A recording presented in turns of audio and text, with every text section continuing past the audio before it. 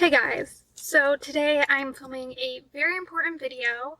I haven't posted on my channel in a while just because of my mental state with COVID, which is not what this video is about, and because of the Black Lives Matter movement going on right now. Before I start, there are going to be links down below to petitions to sign, ways you can educate yourself, videos on YouTube where all of the proceeds go to organizations that support this movement, because I actually do not make money off of YouTube. If I did, I would be donating it all.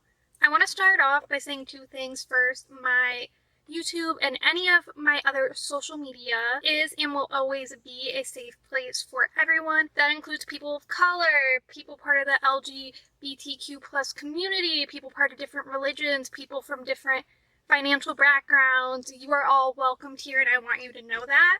Second, if I say anything with misinformation or something wrong, please correct me and educate me in the comments, especially if you are a person of color. This video is also not me trying to talk over Black voices. This is just me trying to help educate others and educate myself. Now, there are quite a few things I'm going to talk about in this video, and I will try to put timestamps on the screen of when I am going to be talking about them, or at least in the description box below. We have like 5 different subcategories, if you will, we're going to talk about. I want to talk about police brutality, the N-word, white privilege, all lives matter, and what you can do to help. Now, if you are white and any of those things I just said make you uncomfortable or trigger you, if you will, then you are part of the problem and you need to continue watching this video. You are the one who needs to be educated on this. Also, I do have my laptop. I actually set it on my dashboard that just has some things written on it because I don't want to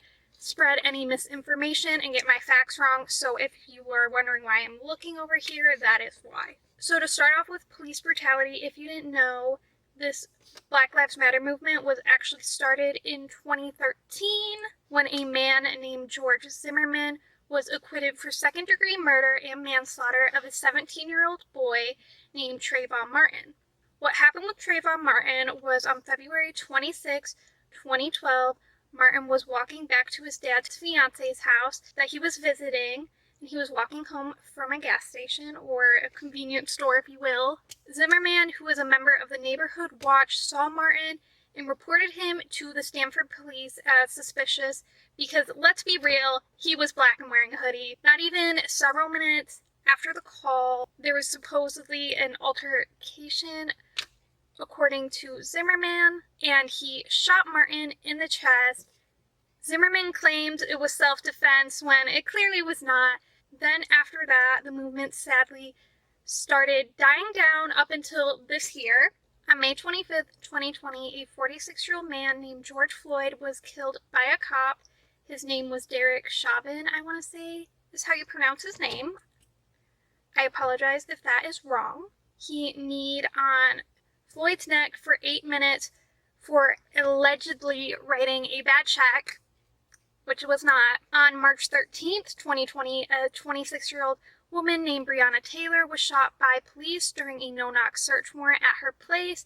Because this was a no-knock warrant, Breonna's boyfriend, who was staying with her, thought they were breaking in and were intruders and fired 1 shot at them. Then police responded with 20 shots, which 8 of them hit and killed Breonna.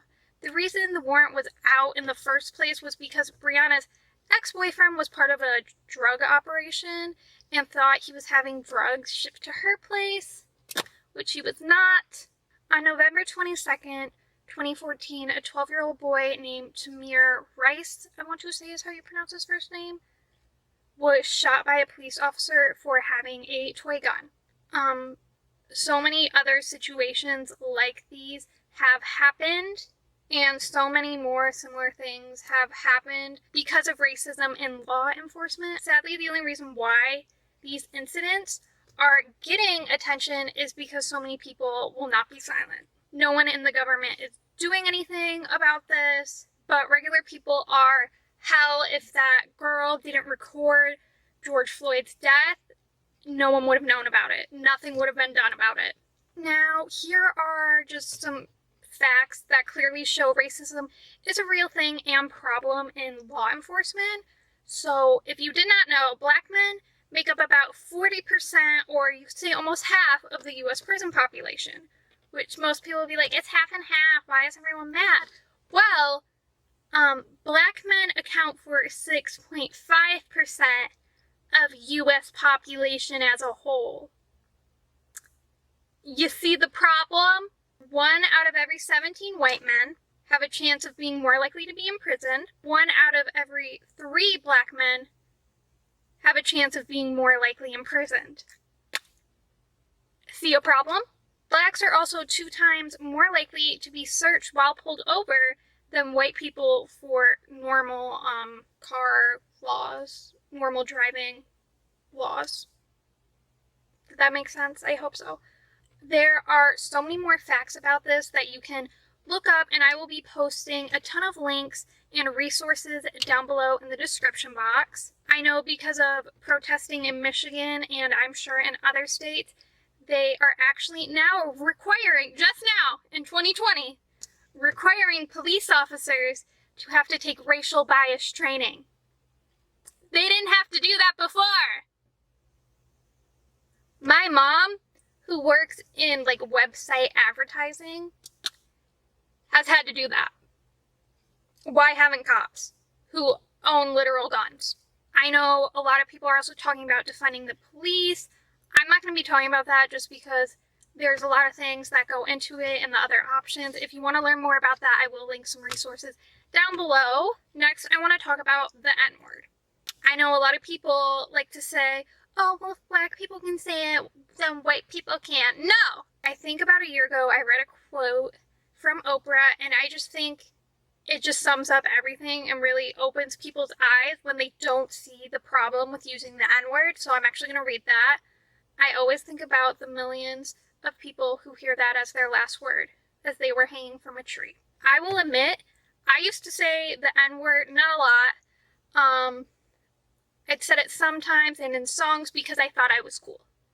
That was in like middle school. It is now 2020. I think a lot of people know better and just still choose to use it. So please, after hearing all that, remember the history of the word and just stop using it. I'm not going to say anything more about this just because I feel like that quote will do more than anything I could possibly say right now. And I think that quote is the easiest way to make people understand. Next, I'm going to be talking about white privilege. A lot of people don't seem to exactly understand what white privilege is, so I'm going to explain it to you. Whether you are aware of it or not, if you are white, you have white privilege. Very simply, having white privilege does not mean your life is not hard. No one brought up anything about your life not being hard. White privilege is that your race is not one of the factors in why your life is hard. For some examples, you aren't pulled over more by cops because you're white, and you're not underrepresented in TV shows and movies and the whole like entertainment type industry because you're white. Yes, your life may be hard and that is valued, but it is not hard because you are white. Next, I'm going to be talking about All Lives Matter. Now, these are real quotes I got from someone who, I'm just going to read them. I had a conversation with someone, and then I'm going to explain some things. This person said, but someone saying all lives matter includes black people, and when people say Black Lives Matter, it is only regarding African American people. No. African American people are the only ones experiencing this injustice and oppression right now. You should be absolutely thrilled. You do not need a movement right now. You should be thrilled because you are already treated fairly because of your skin tone. Also, the whole point of All Lives Matter is to diminish what is going on and diminish the Black Lives Matter movement. So actually, by saying All Lives Matter, it is actually rather racist. It completely lacks empathy of what is going on right now and the problem at hand. If everyone thought Black Lives mattered, A, there would not be a movement going on right now. And B, you wouldn't be offended by people saying that. People are trying really hard to take away and make it about them. And it is not about white people right now. Have you noticed that only white people say all lives matter? No other black person, no other minority says all lives matter. It's just white people. If all lives matter, that would mean that all lives are equally at risk. And they are not. Because in law enforcement, they are not equally at risk. Black people are more at risk. So they are not all equal and all matter. All lives should matter, but they can't until Black Lives Matter. Also, not to mention, if all lives matter, wouldn't that include the LGBTQ plus community when we know it doesn't? Wouldn't that include other minorities when we know that's not what you mean? If you really thought all lives matter, why aren't you mad about the kids in cages or the school shootings, etc. stuff? Like, no, because you don't think all lives matter, you just want to make it about yourself. And you're upset that it's not about you right now. So if you're going to say all lives matter, please, I encourage you to do some research, check your privilege, check your ego, because I guarantee you part of the problem is your ego too. Check yourself, fix yourself, do the right thing, be a decent human being. What you can do. The biggest thing you can do is if you are 18 plus, which I will talk about other ways if you are under 18. I am 17, I will be 18 for the presidential election this year.